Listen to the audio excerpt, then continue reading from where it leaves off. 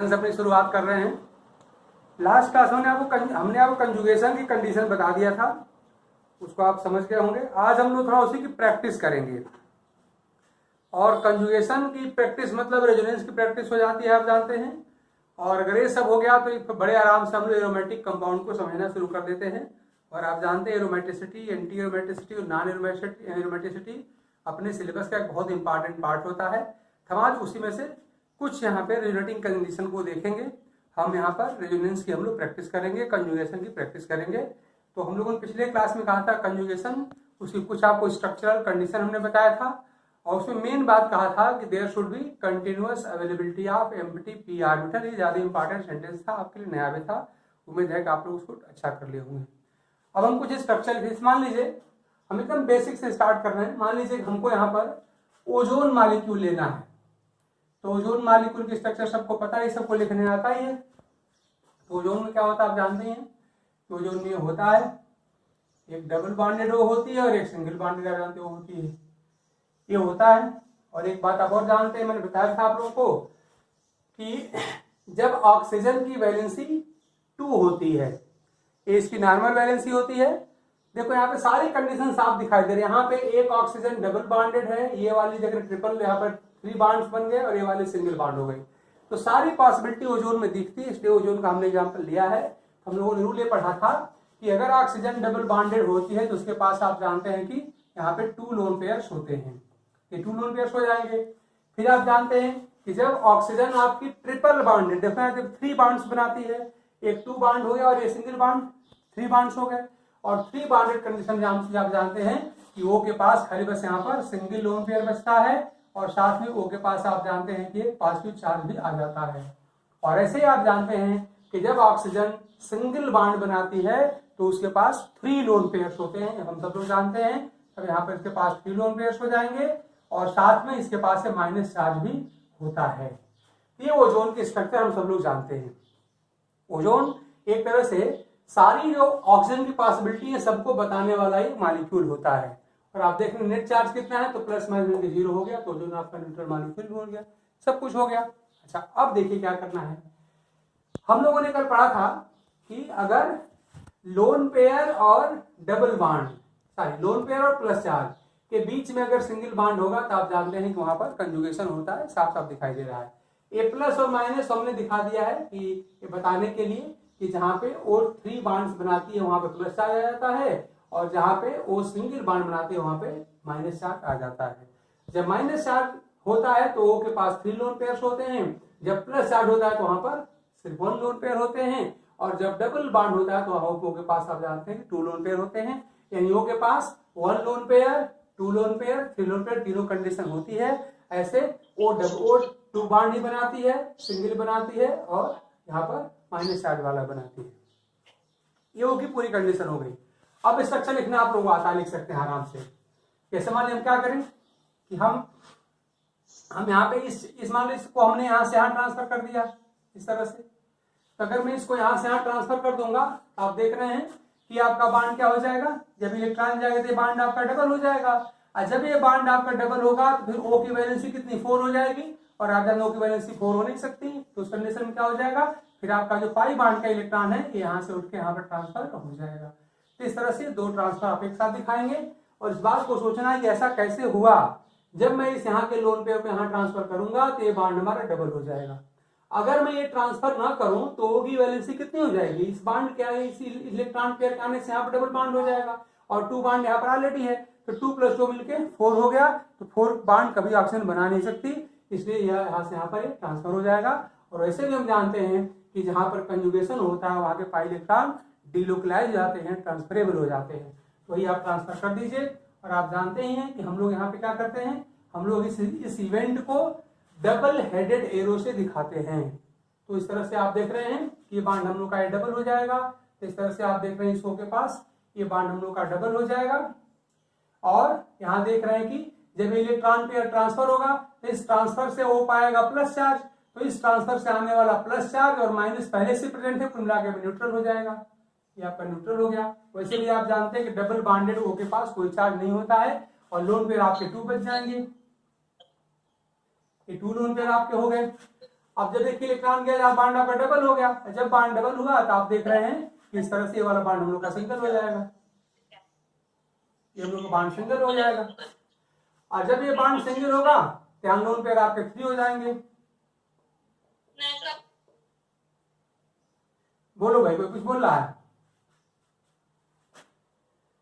और इस तरह से यहाँ पर ये प्लस आ जाएगा। हाँ बोलो भाई, बोलो बोलो। हाँ बोलिए। बोलिए सर। ये O3 वाला पॉइंट जो आपने बनाया है फिर से इसको शुरू से समझा दीजिए, मेरा कनेक्शन नहीं हुआ है ठीक से। बेटा इससे डिस्टर्ब मत किया करिए आप लोगों को बात को। अच्छा चलो ठीक है, देख लो। आप लोग टाइम से आते नहीं फिर कहते हैं टेंशन नहीं हो रहा। ठीक है देख लो भाई, ये ओजोन आपका आप जानते हैं, तो याद रखिए ओजोन आपका नॉन साइक्लिक मॉलिक्यूल है। 3O को आप ऐसे अरेंज कर दीजिए, 3O को। और ये आपको मैंने लिविस स्ट्रक्चर लिखना बहुत समझाया है। और पहली बात ये समझ लो, हमने लिविस को स्ट्रक्चर लिखना हमने बहुत कॉम्प्लेक्स लेवल तक का पढ़ा दिया है।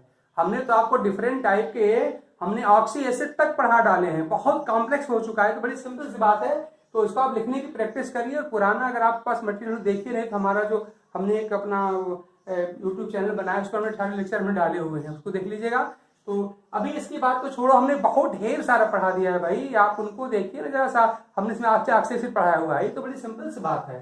तो चलो देख लो, फटाफट देख लेते हैं हम कि 3O आप यहाँ पर ले लीजिए। आप जानते हैं O की वैलेंसी आप जानते हैं, वो सिंगल बॉन्ड बना सकती है और डबल बॉन्ड बना सकती है। तो जब याद करिए, मैं फर्स्ट रिवाइज कर दूं कि जब वो जब डबल बॉन्ड बनाती है वो, तो उसके पास आप देखते हैं कि 2 लोन पेयर होते हैं। जब वो यहाँ पे सिंगल बॉन्ड बनाती है जिसके पास 3 लोन पेयर होते हैं और यहाँ पर माइनस चार्ज होता है। और जब वो के पास बॉन्ड की संख्या 2 + 1 3 हो जाए तो वहां पर बस 1 लोन पेयर हो जाता है। तो इसे याद रखिए कि जब डबल बॉन्ड होता है तो वहां पर 2 लोन पेयर होते हैं, कोई चार्ज नहीं होता है। जब ये सिंगल बॉन्ड बनाती है 3 लोन पेयर होते हैं, माइनस चार्ज होता है। और जब वो यहाँ पर 3 बॉन्ड बनाती है, 1 + 2 3 बॉन्ड बनाएगी, तो आपका लोन पेयर 1 रह जाएगा और यहाँ पर प्लस चार्ज हो जाएगा। आप देख रहे हैं कि यहाँ पे लोन पेयर है, यहाँ पर प्लस चार्ज है, इसके बीच में सिंगल बॉन्ड, यहाँ कंजुगेशन हो गया।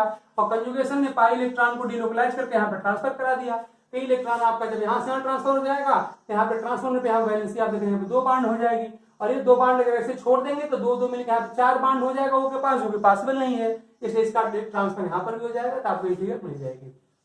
तो इस तरह से हम लोग ओजोन की ये 2 स्ट्रक्चर लिख सकते हैं। अब याद करो, मैंने आपको पहले बताया था एक वर्ड था रेजोनेंस, ये वर्ड आप लोग पढ़े हुए हैं।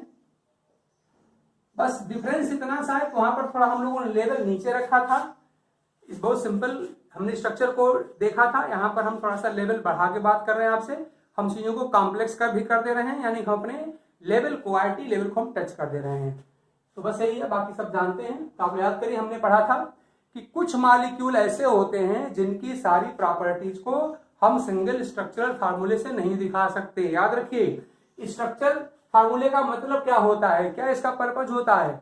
तो the purpose of structural formula या the purpose of writing structural formula is simply to explain the properties of concern molecule. किसी मॉलिक्यूल का जो हम स्ट्रक्चर लिखते हैं वो स्ट्रक्चर जो है उसकी प्रॉपर्टी को एक्सप्लेन करने वाली होनी चाहिए।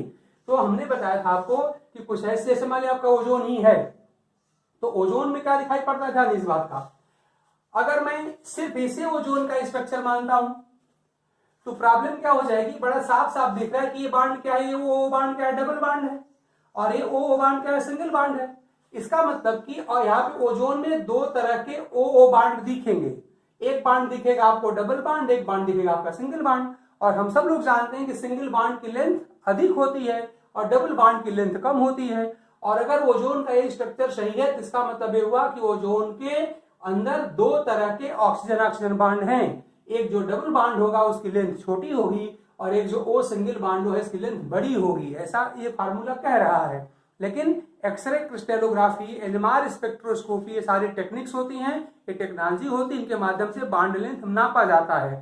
तो इस तरह से इसका सारा जो मैपिंग किया गया, बॉन्ड लेंथ नापी गई, देखा गया कि ओजोन के सारे ओ बॉन्ड बिल्कुल सेम होते हैं, यानी जो लेंथ होती है इसकी वही लेंथ होती है इसकी भी। इसका मतलब ये हुआ कि ये जो आपका फार्मूला लिखा गया है, स्ट्रक्चरल फार्मूला लिखा गया है, ये ओजोन की प्रॉपर्टी को एक्सप्लेन नहीं कर पा रहा है, क्योंकि ये कह रहा है कि 2 तरह के बॉन्ड होना चाहिए। डबल बॉन्ड मतलब छोटा बॉन्ड, सिंगल बॉन्ड मतलब बड़ा बॉन्ड।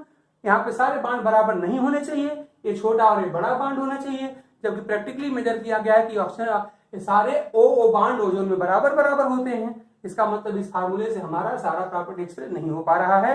और आप जानते हैं कि जब मॉलिक्यूल की सारी प्रॉपर्टी एक स्ट्रक्चर से एक्सप्लेन नहीं हो पाती है तो उस कंडीशन में उसके कई स्ट्रक्चरल फार्मूले लिखने पड़ते हैं। और आप जानते हैं कि जब एक ही मॉलिक्यूल के मोर देन वन स्ट्रक्चरल फार्मूले हो जाएं तो उसी इवेंट को हम लोग कहते हैं रेजोनेंस।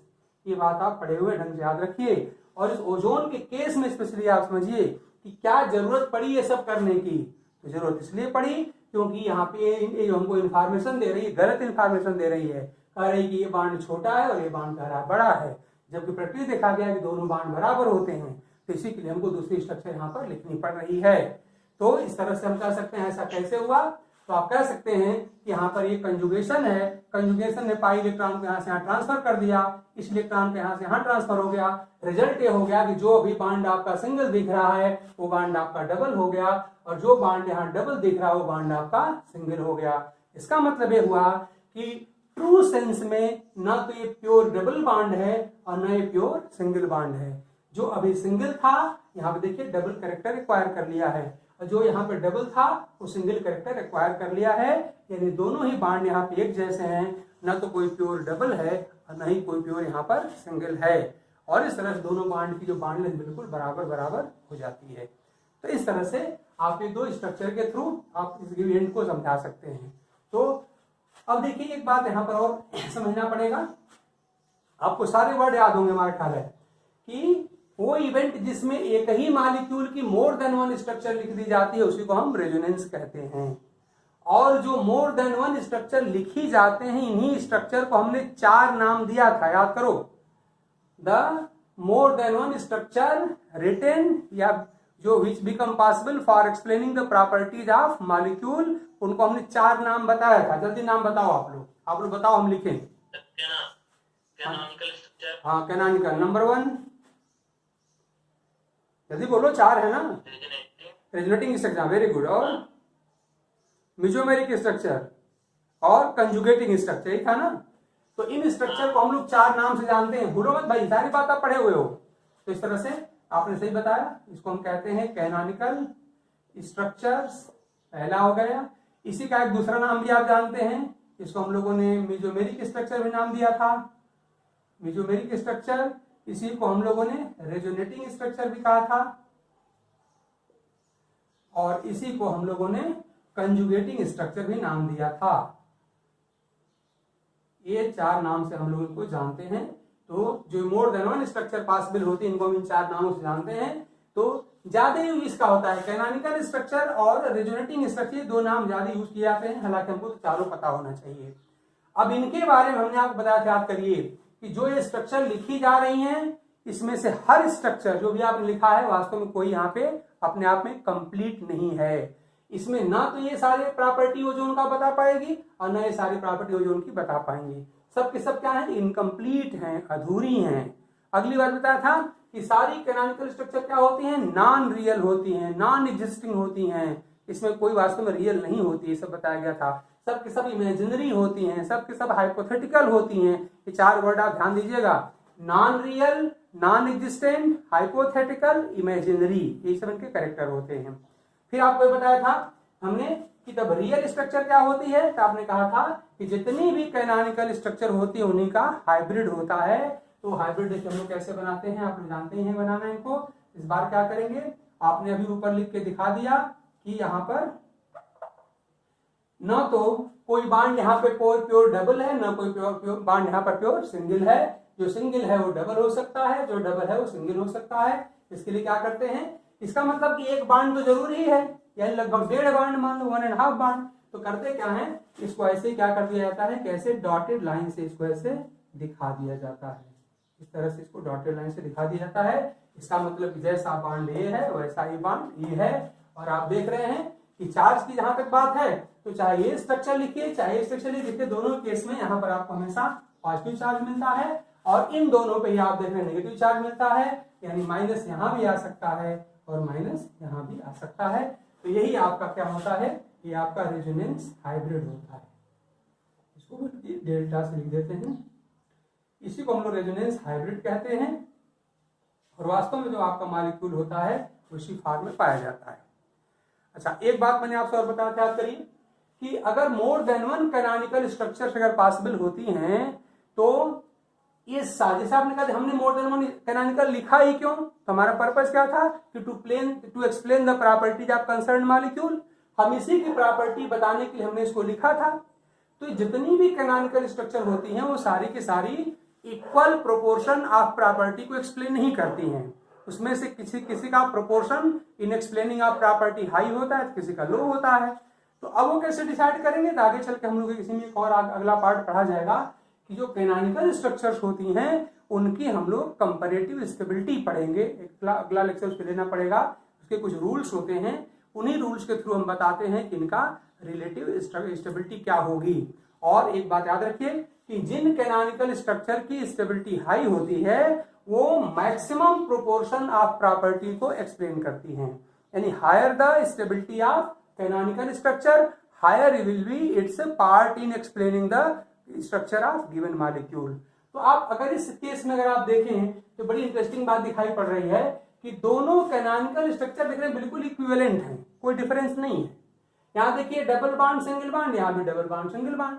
तो जो दो कैनोनिकल स्ट्रक्चर लिखा है ये बिल्कुल इक्विवेलेंट स्ट्रक्चर कहलाती हैं, यानी दोनों एक जैसे स्ट्रक्चर हैं। इसलिए जितना प्रोपोर्शन ये एक्सप्लेन करेगी एग्जैक्टली उतना प्रोपोर्शन ये भी एक्सप्लेन करेगी। और जो इक्विवेलेंट कैनोनिकल स्ट्रक्चर होती हैं वो मोर स्टेबल होती हैं। बोलो भाई, बोलो। तो इस तरह से ये इसको आप इक्विवेलेंट स्ट्रक्चर कह सकते हैं, ये एक जैसी हैं, ये इक्विवेलेंट कैनोनिकल स्ट्रक्चर हैं। ये बात आप याद रखिएगा। जहां जहां पे इक्विवेलेंट स्ट्रक्चर मिलती हैं उनकी स्टेबिलिटी कंपैरेटिवली हाई होती है। इसमें से कोई कम कोई ज्यादा यहाँ पर नहीं है। इसका मतलब 50-50 प्रॉपर्टी को एक्सप्लेन यहाँ पर करेंगी। तो इस तरह से हमने वो जो उनका आपको केस लेकर बता दिया। एक दूसरा एग्जाम्पल आप जरा खुद ट्राई करिए। कार्बोनेट आयन लीजिए जरा, तो कार्बोनेट आयन आप लोग लीजिए और इसकी कैनोनिकल स्ट्रक्चर खुद ड्रा करिए। देखिए यहाँ पे इक्विवेलेंट स्ट्रक्चर मिल रही है कि सब डिफरेंट मिल रही है। सब लोग ट्राई करो अपना canonical structure, draw the canonical structure of carbonate ion. Try करिए सब लोग।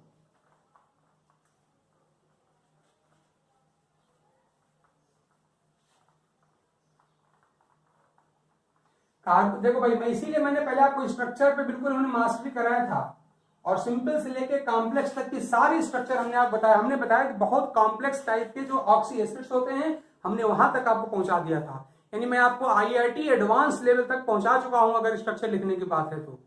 इसलिए फट से कार्बोनेट आयन तो बहुत ही सिंपल से क्लास 11 की चीज है, उसको आप फट से लिखिए जल्दी से। CO3-2 यही होता है, आप जानते हैं। तो स्ट्रक्चर आप लिख लिया होगा। ये आपको स्ट्रक्चर ये मिलता है, C डबल बॉन्ड O और ये O, यही है आपका कार्बोनेट आयन। अभी हम लोग देखिए कार्बन की वैलेंसी आपको जानते हैं 4 पूरी करनी है, तो इसका मतलब कि कार्बन की 2 वैलेंसी इस O के साथ पूरी हो जाएगी और 2 वैलेंसी सिंगल बॉन्ड के थ्रू इन O से पूरा होगी। हम सब लोग जानते हैं, याद करिए कि जब O के पास सिंगल बॉन्ड होता है तो वहां पर O पर आप जानते हैं कि 3 लोन पेयर होते हैं और माइनस चार्ज होता है। तो सिंपली आप यहाँ पे 3 लोन पेयर और माइनस चार्ज लिख सकते हैं। हम इसमें बात कर रहे हैं कार्बोनेट आयन की CO3-2 की। इसका मतलब किसके पास 3 लोन पेयर होंगे और माइनस चार्ज होगा, इसके पास भी वही करेंगे, 3 लोन पेयर होंगे और माइनस चार्ज होगा। प्रैक्टिस में लाइए, फटाफट जल्दी हो जाता है कि जब डबल बॉन्डेड होती है तो आप जानते हैं उसके पास खाली बस 2 लोन पेयर होते हैं। सिंगल बॉन्ड होती है 3 लोन पेयर और माइनस चार्ज होता है। जब 3 बॉन्ड बनाती है आप जानते हैं 1 लोन पेयर और एक प्लस चार्ज होता है, जो यहाँ पर नहीं है। ये कार्बोनेट आयन आपका हो गया। तो बड़ी सिंपल सी बात आपको दिखाई दे रहा है कि यहाँ पे ये देख रहे हैं कि यहाँ पर आपका ये लोन पेयर और इस तरह से यहाँ पर आपका डबल बॉन्ड। ये लोन पेयर और डबल भी आप देख रहे हैं कि यहाँ पर सिंगल बॉन्ड दिखाई दे रहा है इस तरह से। अच्छा, अगर मैं आप लोगों से पूछ लूं कि इस ऑक्सीजन पे कौन सा हाइब्रिडाइजेशन है कार्बोनेट के, मैं इसको ऑक्सीजन नंबर, चलो मैं इसको मैं यहाँ पे O हमने बोले के अंदर मैंने यहाँ पे 1 लिख दिया। इस O में जरा हाइब्रिडाइजेशन पता करिए तो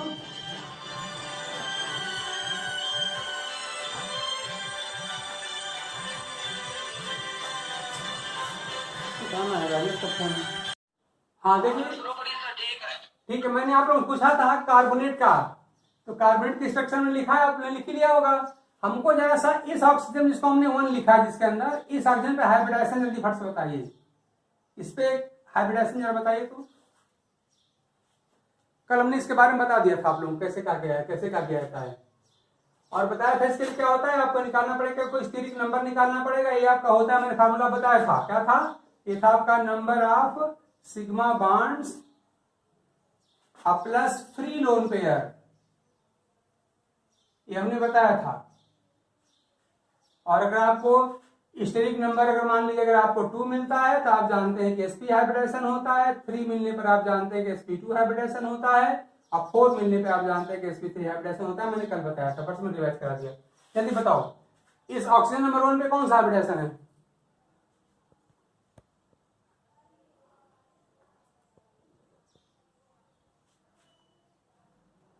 जल्दी बोलो भाई। सिग्मा बांड कितने हैं बताओ चलो। ओ ने कितने सिग्मा बांड बनाए हैं? एक ही तो बनाए हैं, सिंगल बांड है। और लोन पेयर्स के पास देख रहे हैं कि यहाँ पर 3 है, लेकिन याद करिए इसका जो आउट ऑफ 3 लोन पेयर 1 जो है कंजुगेशन में हो गया डबल बांड के साथ। याद रखिए एक जो लोन पेयर है वो कंजुगेशन में हो गया, तो एक को मत गिनिएगा। फ्री लोन पेयर कितने हैं? खाली 2। Out of 3 lone pair 1 has entered in conjugation, therefore is not free, therefore you have to count as free loan pair only 2। केवल यही 2 यहाँ फ्री लोन पेयर हैं, तो सिग्मा बॉन्ड आपका हो गया 1, फ्री लोन पेयर आपके हो गए 2, तो 1 + 2 कितना आएगा? 3 आएगा। sp2 हाइब्रिडेशन यहाँ पर है, sp2 हाइब्रिडेशन। हाइब्रिडेशन का जो प्लेन मैटर आप पढ़े हैं थोड़ा उससे अभी इस कॉम्प्लेक्सिटी में घुसिए तब बात बनेगी। तो इस तरह से हाइब्रिडेशन में आप जानते रहिए। दोबारा चलते हैं आगे हम लोग। तो इस तरह से यहां पर यह है कार्बन की स्ट्रक्चर नंबर मान लो हमारे पास 1 हो गई। अब अगर मैं स्ट्रक्चर नंबर 1 से इसकी अगली कैनोनिकल स्ट्रक्चर लिखना चाहूं तो इसका जरूरत क्या पड़ेगी? तो आप देख रहे हैं कि यहां पर साफ साफ दिखाई पड़ रहा है कि C और O के बीच के बांड जो है वो 2 तरह के दिख रहे हैं। एक बांड यहाँ पर डबल दिख रहा है जो कि स्मॉलर लेंथ का होगा, और ये 2 बांड यहाँ पे सिंगल यानी कि लार्जर लेंथ के दिख रहे हैं, जबकि ऐसा होता नहीं है। कार्बोनेट के सारे CO बांड जो होते हैं इक्वल लेंथ और इक्वल स्ट्रेंथ के होते हैं, जो आपका फार्मूला एक्सप्लेन नहीं कर पा रहा है, इसलिए आपको मोर देन 1 स्ट्रक्चर की जरूरत पड़ेगी, यानी आपको रिजल्टिंग स्ट्रक्चर लिखना पड़ेगा। तो लेके करके देखते हैं। तो यहाँ का लोन पेयर यहाँ का डबल बांड कंजुगेशन में है, तो आप इसको आप यहाँ से यहाँ ट्रांसफर करा दीजिए। जब यहाँ से यहाँ चला जाएगा तो यहाँ का बांड आपका डबल हो जाएगा, और अगर इस बांड को ऐसे में छोड़ दूंगा अगर तो ये बांड डबल, ये भी डबल, और ये यहाँ पर कार्बन का बांड 5 बन जाएगा। और आप जानते हैं कार्बन पेंटावैलेंट नहीं होता, तो जैसे ये इलेक्ट्रॉन यहाँ से यहाँ जाएगा ये वाला ट्रांसफर होकर के फिर इधर चला आएगा। तो इस तरह से हमको एक अगली स्ट्रक्चर मिल जाएगी, और ये स्ट्रक्चर हमारी क्या होगी? ये स्ट्रक्चर हमारी देखिए C, ये बांड आपका हो जाएगा सिंगल, ये हो गया O, और जब ये आएगा तो लोन पेयर का नंबर यहाँ पर 3 हो जाएगा, यहाँ पे लोन पेयर का नंबर हो जाएगा 3, और यहाँ पर -7 भी आ जाएगा। आप जानते हैं ये बांड आपका डबल हो जाएगा, ये वाला बांड ये डबल हो गया, और जब डबल हो जाएगा तो आप जानते हैं तब लोन पेयर खाली 2 ही बच जाएंगे। यहाँ पे लोन पेयर रह जाएगा 2, और इस पर से -7 खत्म हो जाएगा, और इसको हमने डिस्टर्ब किया नहीं था, तो जैसा था वैसे ही रहेगा। तो इस तरह से आप देख रहे हैं कि ये भी एक कार्बोनेट की स्ट्रक्चर बन गई, यानी जो बांड यहाँ पे सिंगल दिख रहा था वो बांड डबल कैरेक्टर एक्वायर कर चुका है, और जो बांड यहाँ पे डबल दिख रहा था वही बांड देखिए यहाँ पे सिंगल बांड कैरेक्टर एक्वायर कर चुका है, यानी कि ना तो ये बांड प्योर सिंगल है और ना ये बांड आपका प्योर डबल है। इसी तरह से अब अगली बार आप चाहें तो आप इनको ले लीजिए, ये डबल बांड और यहाँ पे लोन पेयर बीच में सिंगल बांड कंजुगेशन हो गया, तो फिर इसी को ले लेते हैं हम लोग। तो क्या हो जाएगा? ये लोन पेयर यहाँ से यहाँ ट्रांसफर हो जाएगा, तो यहाँ का बांड आपका डबल हो जाएगा, और जैसे ही आपका इधर ट्रांसफर होगा वैसे ही आपका ये पाई बांड यहाँ से यहाँ ट्रांसफर हो जाएगा। तो इस तरह से आपको एक और स्ट्रक्चर मिल जाएगी, और वो स्ट्रक्चर क्या बनेगी? ये बनेगी C, ये वाला बांड आपका डबल हो जाएगा। आप जानते हैं ये बांड डबल हो गया, और O के पास आप देख लो 3 लोन पेयर थे, तो एक में से एक ट्रांसफर हो गया बांड बनाने के लिए, यहाँ पे खाली 2 डबल बांड रह जाएंगे। और आप जानते हैं कि जब यहाँ पे डबल बांड और 2 लोन पेयर खाली बच जाता है तो वहां पर आप जानते हैं -4 या कोई चार्ज नहीं रह जाता। फिर जब ये इलेक्ट्रॉन यहाँ से यहाँ ट्रांसफर हो जाएगा तो ये बांड आपका सिंगल हो जाएगा, और यहाँ से एक बांड का 2 इलेक्ट्रॉन यहाँ चला जाएगा लोन पेयर के फॉर्म में, तो ये आपका बांड सिंगल हो गया, और O के पास लोन पेयर हो जाएंगे 3। और हम जानते हैं कि जब ऑक्सीजन सिंगल बांड बनाती है 3 लोन पेयर होते हैं, तो वहां पर आप जानते हैं हमेशा माइनस चार्ज होता है, और इसको हमने यहाँ डिस्टर्ब किया नहीं था, जैसा था वैसे ही छोड़िए इसको। ये आपका यहाँ पर 3 लोन पेयर और माइनस चार्ज यहाँ पर है। तो इस तरह से आप देख रहे हैं कि हमने कार्बोनेट में यहाँ पे 3 स्ट्रक्चर लिख दिया, और इन 3 स्ट्रक्चर को अगर साफ साफ देखा जाए तो तीनों स्ट्रक्चर बिल्कुल एक जैसी दिख रही हैं। तीनों में क्या दिख रहा है कि एक इसमें C डबल बॉन्ड O दिख रहा है और 2 यहाँ पे सिंगल बॉन्ड दिख रहे हैं। वही बात है यहाँ पर भी है, एक C डबल बॉन्ड O और 2 यहाँ पे सिंगल बॉन्ड CO। यहाँ पर भी एक C डबल बॉन्ड O और 3 यहाँ पे सिंगल बॉन्ड वाली CO। तो इस तरह से ये तीनों स्ट्रक्चर आपस में जैसे दिखाई पड़ रही हैं, इन तीनों यहाँ पे इक्विवेलेंट स्ट्रक्चर होती हैं। ये तीनों ही आपकी जो है इक्विवेलेंट स्ट्रक्चर हैं, और जहां पे इक्विवेलेंस होता है वहां पे स्ट्रक्चर या जो कैनोनिकल स्ट्रक्चर्स होती हैं उनका स्टेबिलिटी बढ़ जाता है। इस तरह से ये तीनों ही क्या हैं, ये सब इक्विवेलेंट स्ट्रक्चर्स हैं। और इस तरह से कार्बोनेट आयन की प्रॉपर्टी को एक्सप्लेन करने में जितना रोल इस स्ट्रक्चर नंबर 1 का होगा उतना ही 2 का होगा, उतना ही यहाँ पर 3 का भी होगा। तो तीनों यहाँ पे इक्विवेलेंट स्ट्रक्चर हैं, और तीनों का जो contribution in explaining the property होगी वो 1/3, 1/3 एंड 1/3 होगी। और अब साफ साफ आपको दिखाई पड़ रहा है कि इस कार्बोनेट में ना तो कोई C double bond O pure है और ना कोई C सिंगल बॉन्ड O है। जो अभी डबल है सिंगल हो गया, जो सिंगल था वो डबल हो गया, जो सिंगल था देखिए यहाँ पर डबल हो गया। तो इस तरह से कोई भी CO बॉन्ड कार्बोनेट में ना तो प्योर डबल है और ना प्योर सिंगल है। जो डबल है उसमें सिंगल कैरेक्टर आ सकता है, और जो सिंगल है वहां पर डबल कैरेक्टर आ सकता है। और आप जानते हैं हमने आपको बताया था कि रेजोनेंस की ये बहुत इंपॉर्टेंट फीचर भी होती है। और आपको सेंटेंस हमने सुनाया था, फिर सुन लीजिए दोबारा, कि resonance introduces double bond character in single bond. हमने कहा resonance introduces double bond character in single bond and single bond character in double bond. इसका मतलब ये हुआ कि इस सिंगल बॉन्ड में डबल बॉन्ड कैरेक्टर डाल देता है और डबल बॉन्ड में सिंगल बॉन्ड कैरेक्टर डाल देता है। इसी बात को हमने बॉन्ड की लेंथ से भी आपको बताया था। आप जानते हैं डबल बॉन्ड जो होते हैं कंपैरेटिवली स्मॉलर बॉन्ड होते हैं सिंगल बॉन्ड के कंपैरिजन में। आप देख रहे हैं कि डबल बॉन्ड है, यहाँ चल के वो सिंगल बॉन्ड हो गया। यानी इसका मतलब ये हुआ कि रेजोनेंस क्या करता है कि जो बॉन्ड छोटे होते हैं डबल बॉन्ड में सिंगल बॉन्ड कैरेक्टर डालने का मतलब हुआ कि डबल बॉन्ड मतलब छोटे बॉन्ड की लेंथ को बढ़ाता है, और सिंगल बॉन्ड में डबल बॉन्ड कैरेक्टर डालने का मतलब क्या हुआ कि सिंगल बॉन्ड में बड़ा बॉन्ड होता है तो बड़े बॉन्ड की लेंथ को घटाता है। ये बात मैंने आपको कई बार बताया था, आप जानते भी हैं। और ये लाइन बड़ी फेमस है कि resonance introduces double bond character in single bond and single bond character in double bond, therefore neither bond is of pure double nature and nor is of pure single nature. कोई ना तो आपका pure double nature का है ना कोई आपका pure single nature का है। और इस तरह से कार्बोनेट की स्ट्रक्चर आप आसानी से एक्सप्लेन कर पाते हैं। तो इस तरह से हम इन सारी बातों को आसानी से बता सकते हैं। अब आप लोग जरा से अपने मन से लिखिए, तो जरा से एसीटेट आयन देखिए, तो एसीटेट आयन की कैनोनिकल स्ट्रक्चर लिखिए। देखो भाई जितनी ज्यादा आप प्रैक्टिस करोगे उतना ही अच्छा है, ज्यादा से ज्यादा प्रैक्टिस करिए। लिखिए एसीटेट आयन को। इसमें किसी कोई डाउट तो नहीं है? देख लो भाई, अगर इसमें किसी कोई डाउट है पूछ सकते हैं।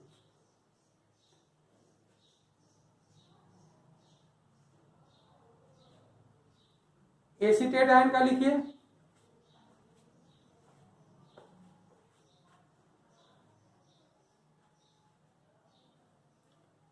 राजेश,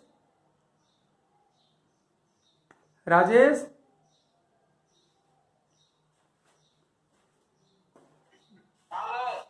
क्यों भाई, ये लोग हैं कि नहीं? अरे बोलो, रिस्पांस कोई दे, सब बैठे हैं सब चुपचाप।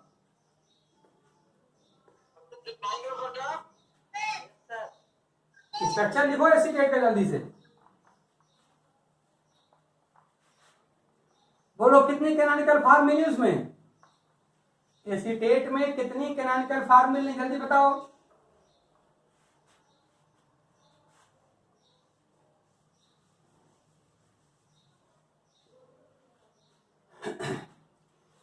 स्टेट की स्ट्रक्चर यही होगी ना, CH3 C double bond O O minus, सही है ना यहाँ पे स्टेट।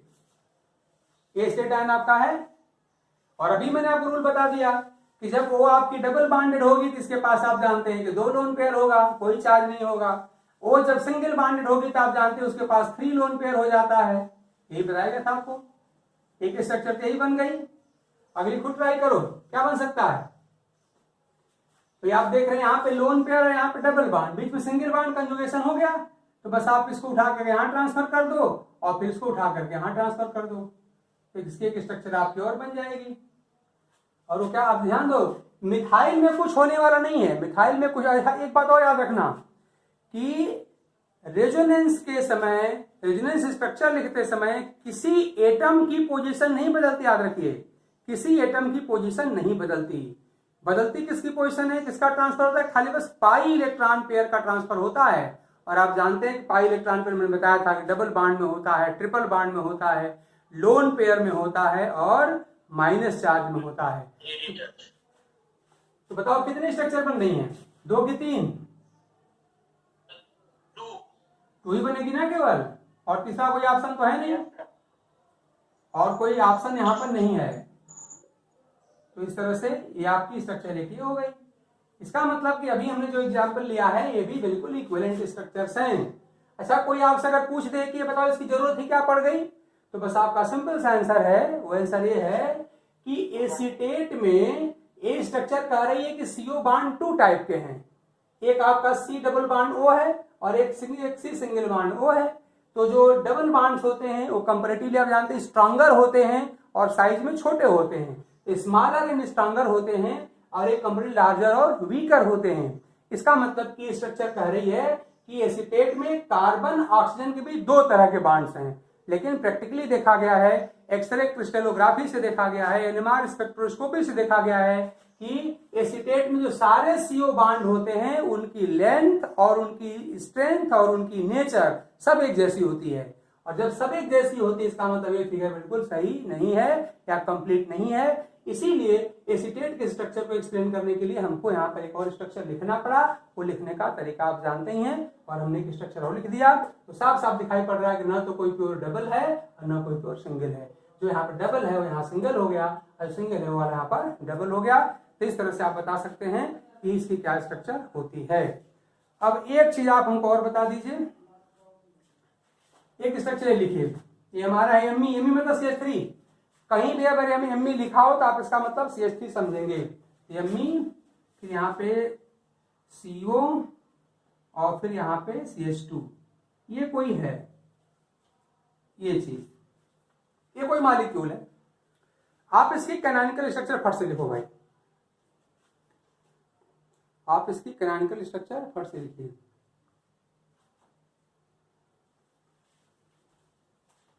CO का मतलब C डबल बॉन्ड O है, हमको बताने की जरूरत नहीं है।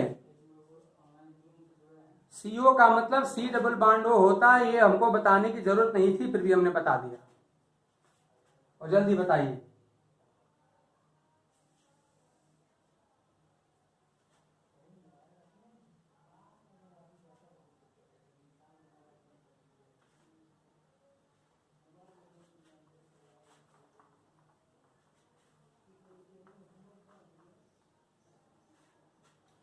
तो स्ट्रक्चर आप कैसे लिखे होंगे। एमी का मतलब CH3 होता है, आप जानते हैं, ये हो गया एमी। और CO का मतलब होता है C डबल बॉन्ड O, और फिर आपका ये CH2 है ही है, तो आपका ये हो गया आपका CH2, यहाँ पर हो गया माइनस चार्ज। यही है ना, देखो ढंग से। आज मैं सारी सिंपल स्ट्रक्चर ले रहा हूँ, आगे चल के स्ट्रक्चर को कॉम्प्लेक्स किया जाएगा और इस पर ज्यादा से ज्यादा प्रैक्टिस करने की जरूरत है। तो बिल्कुल आपके स्कूल लेवल का है, कोई कठिन क्वेश्चन नहीं है, लेकिन आगे चल के कॉम्प्लेक्सिटी बढ़ाई जाएगी। तो बहुत सिंपल दिखाई पड़ रहा है। आप देख रहे हैं कि जहां डबल बॉन्ड होता है वहां पे आप जानते हैं कि 2 लोन पेयर होता है। आप देख रहे हैं कार्बन का है माइनस चार्ज और ये डबल बॉन्ड बीच में सिंगल बॉन्ड आ गया, यानी ये डबल बॉन्ड और माइनस चार्ज। डबल बॉन्ड में भी आप जानते हैं कि पाई इलेक्ट्रॉन पेयर होते हैं और माइनस चार्ज में भी होता है। तो इस तरह से आप कह सकते हैं कि इनके बीच में कंजुगेशन है। तो ये कर दीजिए आप, क्या किया जाए इसमें, यहाँ पर थोड़ा इसको ऐसे अगर दिखा लूं,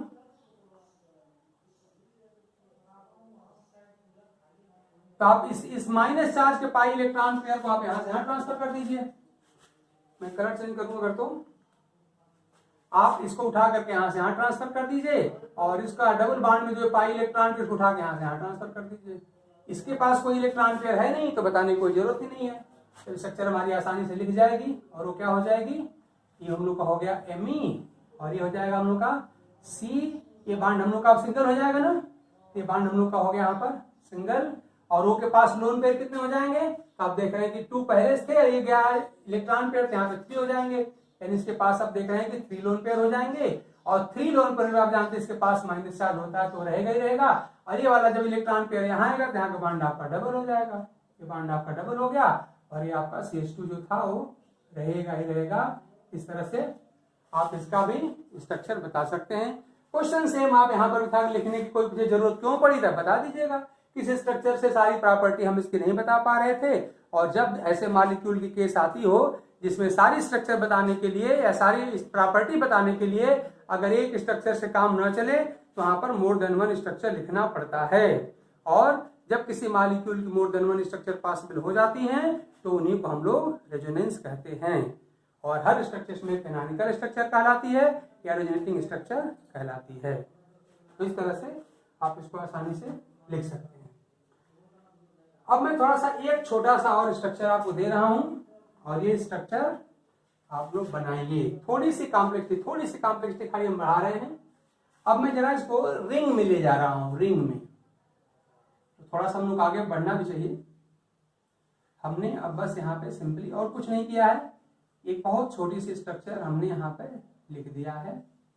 और इस ग्रुप का नाम कोई बताएगा क्या भाई, इस ग्रुप का नाम कोई बताएगा? और हमको इस कार्बन पे जरा फट से हाइब्रिडेशन बता दो तो। हमने जो एरो लगाया है इस कार्बन का हाइब्रिडेशन जल्दी बताइए।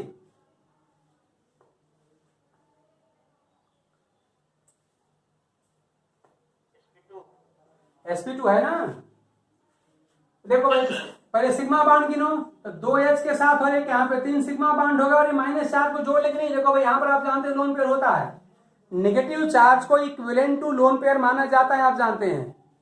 तो माइनस चार्ज मतलब लोन पेयर और 3 बांड, तो क्या इस लोन पेयर को हम जोड़े कि ना जोड़े? इसमें अगर जोड़ेंगे तो sp3 होगा, ध्यान देना इस बात का। नहीं जोड़ेंगे ना, नहीं जोड़ेंगे। क्यों नहीं जोड़ेंगे?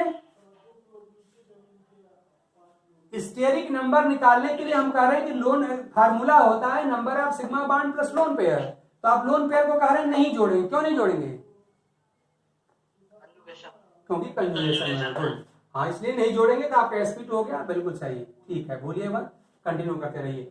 अब इसकी सारी जितनी भी कैनोनिकल स्ट्रक्चर पॉसिबल है आप लोग लिखिए, फटाफट जल्दी लिखो।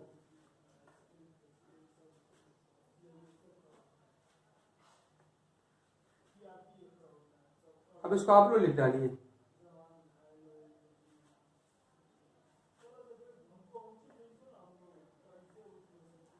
ए राजेश,